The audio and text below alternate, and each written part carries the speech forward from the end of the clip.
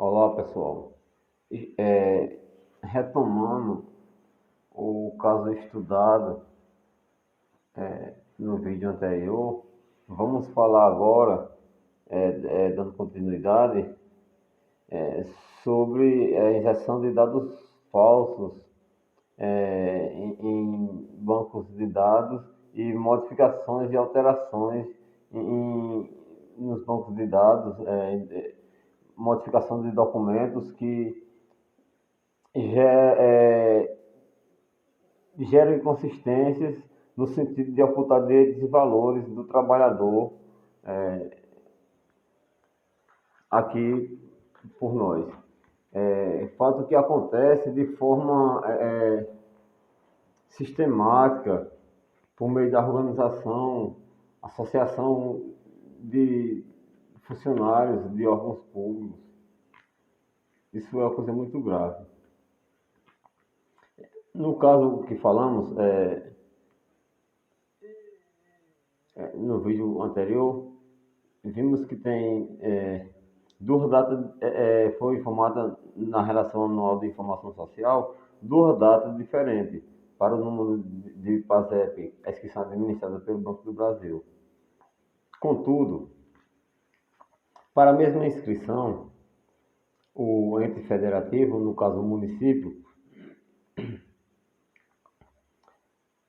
efetuou a inscrição como se fosse, declarou na relação anual de informação social, trabalhador urbano vinculado à pessoa jurídica. Então, o sistema do governo federal entendeu que seria um trabalhador da iniciativa privada. E aí gera uma conta vinculada de PIS/PASEP, como de fato houve. Está sendo anexada também a cópia para os colegas estudarem com mais atenção. A cópia de lançamento, o espelho do lançamento de conta vinculada para o número de PASEP do servidor, que isso é um absurdo, a duplicidade. Né? Não bastasse, também foi efetuado um outro número de NIS, que é um outro número de PIS. O número de PASEP do servidor, aqui por nós abordado, o caso, o número inicial começa 190. Aí o segundo número de identificação social que foi criado, o número de NIT que foi criado, começa por 209. Respeitando a ordem ascendente, prevalece o número mais velho. Qual seria o número mais velho? O primeiro número. O número que começa com 190, que é justamente o número do PASEP do servidor, a conta administrada pelo Banco do Brasil. Aí fazem os senhores e as senhoras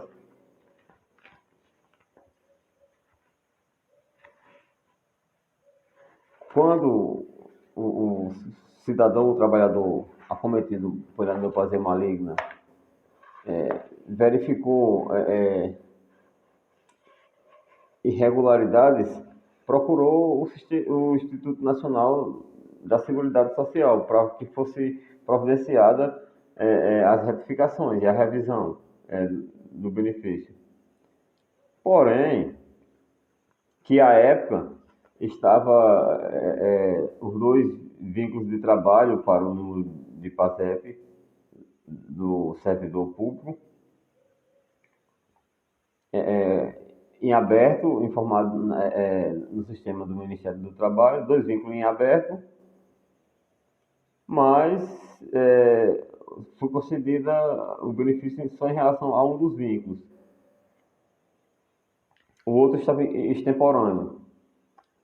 E aí, quando o cidadão procurou o Instituto Nacional da Seguridade Social, o servidor da Previdência Social, ao invés de exigir do órgão responsável pelas informações patronais, responsável pelas obrigações patronais, e que o certo seria que o INSS exigir, o certo é o INSS exigir do órgão responsável pelas informações repassadas e também, bem como pelas obrigações patronais, que fosse feita de início a retificação das relações anuais de informação social. De início, primeiro isso, para que assim pudesse ser realizado o acerto. Contudo, podemos ver no demonstrativo de CNIS, no Cadastro Nacional de Informações Sociais, emitido pelo Instituto Nacional da Seguridade Social, que foi realizado um acerto pelo INSS. O próprio INSS fez um acerto, mas veja que acerto. O INSS fez um acerto no sentido de ocultar direitos e valores, de querer deixar o feito pelo não feito. Quer dizer, no sentido de deixar o mal feito como se fosse o verídico. Não bastasse isso, ainda houve uma conversão do número de NIT, o número de identificação de trabalhador foi modificado. Então, uma coisa que deve ser realizada é a restauração do número de PASEP do servidor. É uma coisa importantíssima, porque foi uma inscrição de NIS, conforme documento emitido pela Caixa Econômica Federal, diz que o cadastramento foi no Sistema Único de Saúde, a origem do cadastramento. Documento emitido pela Caixa Econômica Federal em 24 de 1 de 2017. Aí, logo após o INSS ter efetuado as modificações, a desconfiguração, digamos assim, do CNIS do trabalhador, passou a figurar. Veja bem, vamos retomando aqui. O documento, na inscrição de NIS, cujo início é 209, que foi justamente o número que foi trocado. Fizeram dois números de identificação social para o trabalhador, e quando o trabalhador reivindicou o direito, fizeram uma inversão. Botaram outro número de NIT, porque assim, para esse número de NIT, que começa com 209, segundo documentos que podemos analisar, o documento emitido pelo DataPrev em 15 de 11 de 2008. Diz assim: inscrição informada, 209, tal, dígito 5. Não possui vínculos cadastrados. Documento a DataPrev em 2008. Para mesmo número de identificação social.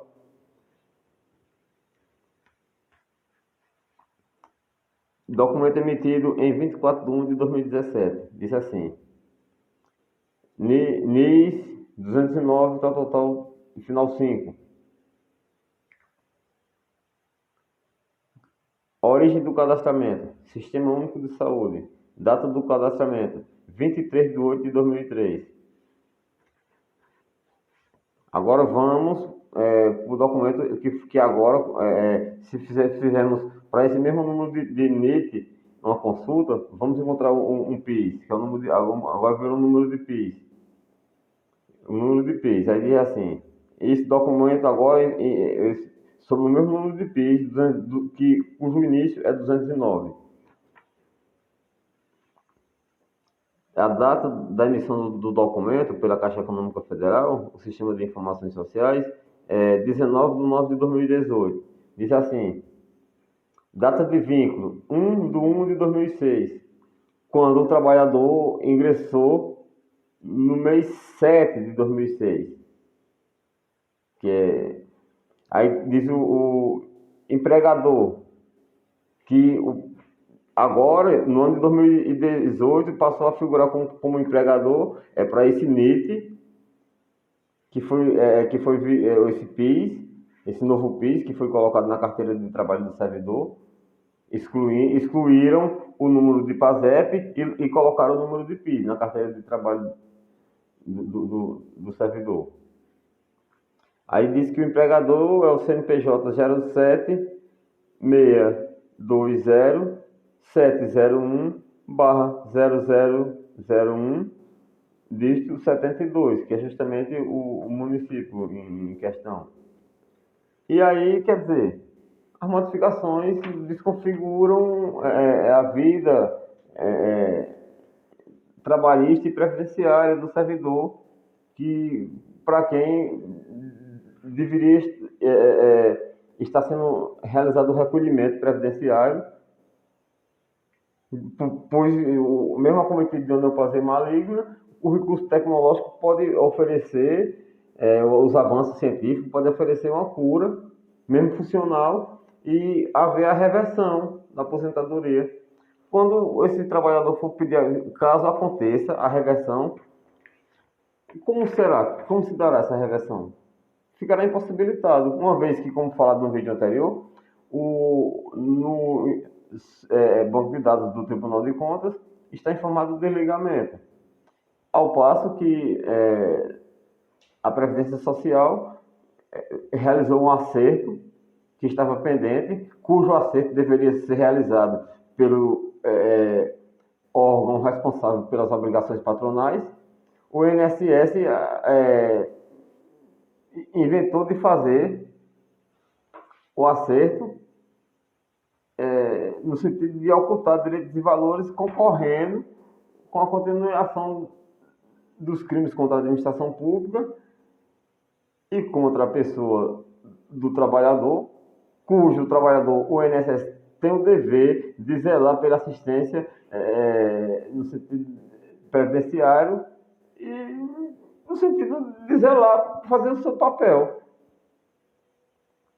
Ainda sobre o INSS, quando do início da aposentadoria, foi apresentado os documentos com anotações na carteira de trabalho, porque o vínculo efetivo com o sistema administrativo dispensa anotações em carteira de trabalho, porque é feito de forma diferente. O registro de admissão é feito pelo Tribunal de Contas. Mas, no caso aqui,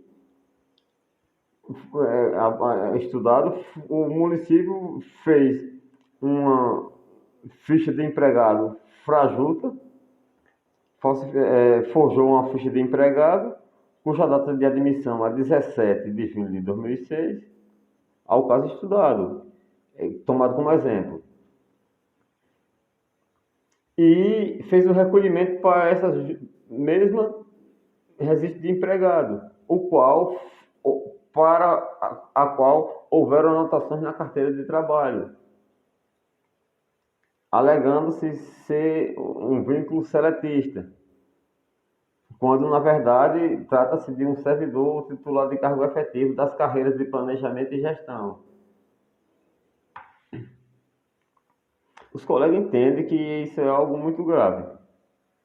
E aí, gente, é a situação que temos. Analisando detidamente o documento apresentado, podemos verificar que o que se carece que seja feito. De imediato, a retificação das relações anuais de informação social. De início, para este trabalhador, porque estamos tomando como exemplo e o trabalhador é digno dos seus direitos adquiridos. Que de início façamos, nesse caso estudado, de início, como a título de exemplo, que façamos de início, exijamos que seja realizadas as devidas retificações, primeiro da relação anual de informação social, de acordo com o direito adquirido, para que em seguida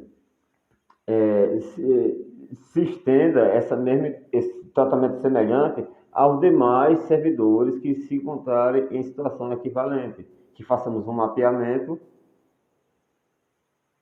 isso em defesa, no sentido de defender o erário e zelar pela coisa pública, e também no sentido de evitar demandas judiciais desnecessárias.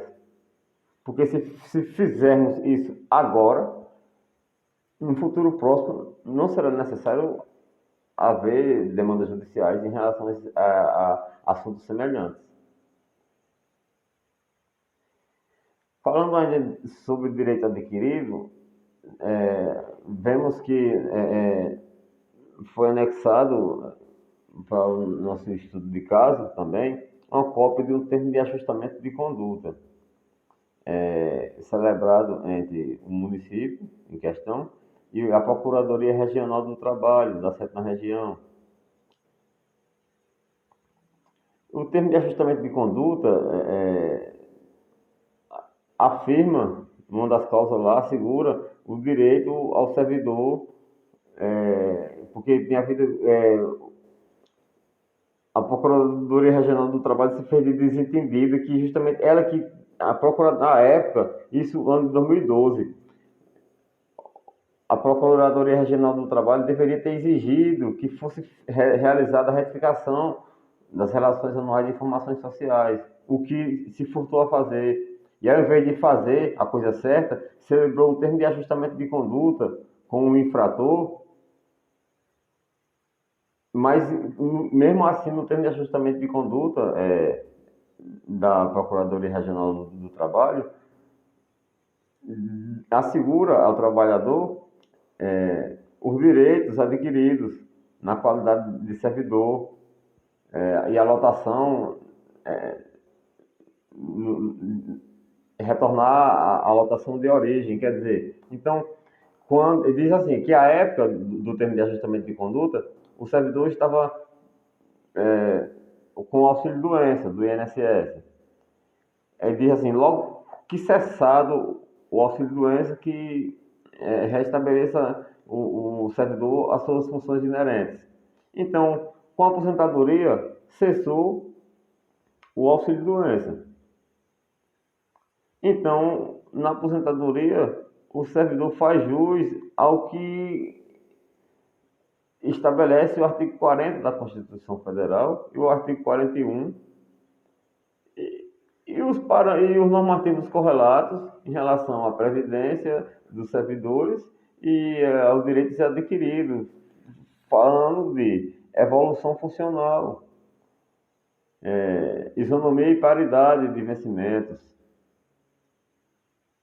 né? Porque até porque a lei, o Estatuto dos Servidores do Estado do Ceará, vamos falar do Estatuto dos Servidores, porque muitos municípios no Ceará não possuem regime, não possuíam ou instituíram recentemente. No caso aqui estudado, o regime jurídico dos servidores foi instituído no exercício de 2017. Então, à época do direito adquirido, devemos observar o que se aplica ao Estatuto dos Servidores do Estado, no que couber. E uma coisa que é cabível nesse aspecto é o que trata sobre o servidor acometido por neoplasia maligna, que deve ser considerado como se em exercício estivesse, proventos de aposentadoria integrais, gozar de mesmas vantagens e evoluções funcionais daqueles que estiverem em exercício, em cargo assemelhado, na mesma carreira, posto, classe e padrão de vencimento. Então, é isso. O que precisa ser feito. Agora, temos que entender que estamos diante de um caso lidando com, como dizem lá eles, os peixes grandes, gente poderosa. Mas estamos do lado mais forte, que é o lado da lei, a Constituição Federal, nossa lei maior. A Constituição Federal de 1988, a Constituição Cidadã, veio para nos melhorar o Brasil e colocada em prática é excelente. Então vamos fazer isso, gente, em favor de todos os trabalhadores brasileiros que atuam no setor público e estão em situação equivalente. façamos justiça em favor das pessoas, de todas as pessoas que estiverem em situações assemelhadas, bem mais ainda em favor do erário, o zelo ao patrimônio público, porque estamos falando de dotações orçamentárias das respectivas secretarias, órgãos públicos, sendo apropriada de forma indevida. Não bastasse a apropriação indevida de espécie remuneratória, o desvio de função, como já foi mencionado no vídeo anterior, favorece o apadrinhamento político. Então, verifiquemos quem são esses apadrinhados políticos que estão ocupando cargos típicos de carreira ou que ocuparam, para que sejam, na forma da lei, disciplinados. Porque o cargo típico de carreira é um cargo típico de carreira. Falando ainda sobre cargo típico de carreira, o município em questão, e vários municípios no estado do Ceará, não possuem advocacia pública. Os procuradores são nomeados, procurador-geral do município, imagine vocês, nomeado a bel prazer do chefe do executivo. Um advogado que ele quiser nomear, ele nomeia. Não é assim. A advocacia pública, a advocacia institucional do órgão público, aplica-se o que aplica a Advocacia Geral da União, a Advocacia Geral dos Estados, cujo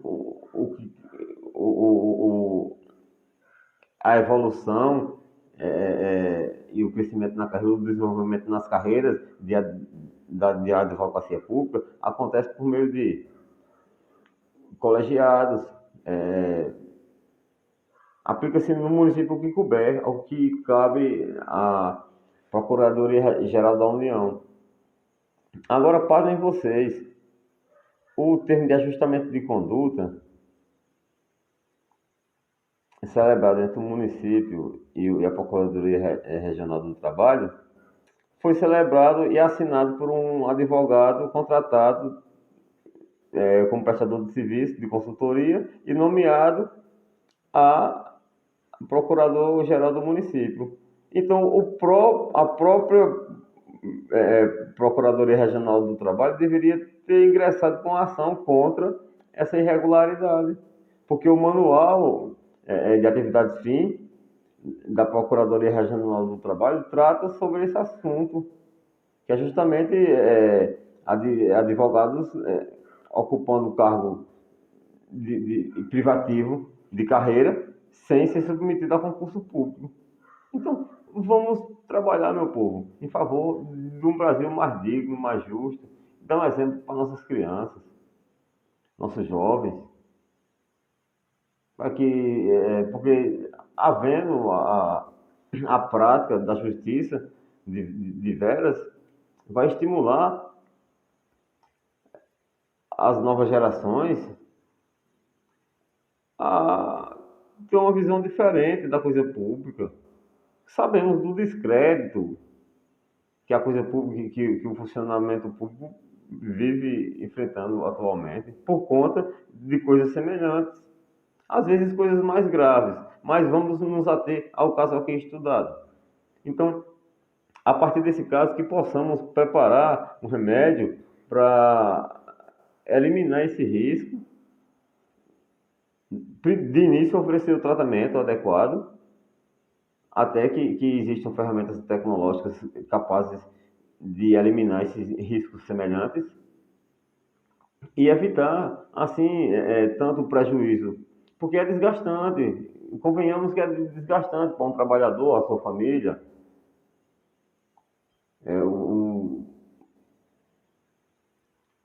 o constrangimento de ter que buscar na justiça um direito assegurado pela Constituição Federal.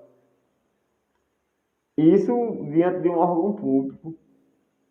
Assim, esse documento que está sendo feito por meio desses vídeos, vai também para o Conselho é, é, é, de Usuários dos Serviços Públicos. Senhores conselheiros, abracem essa ideia também. Façamos. Nós, cidadãos, este que está hoje sem poder trabalhar, mas que se apresenta como servidor, porque de fato o sou, foi aprovado em concurso público, como os demais colegas, e como outros que, mesmo não sendo aprovados em concurso público, mas exercem com dignidade as suas funções, mesmo sendo cargos comissionados. Mas nós todos que trabalhamos em favor da coisa pública, zelemos por um Brasil mais digno, mais justo. Então, é isso. Creio que é exaustivo. Já foi a exaustão o tema abordado. O primeiro vídeo foram 33 minutos. Esse vamos chegar aos 37 não, para não fazer uma hora. 59 minutos de vídeo tá bom. Obrigado.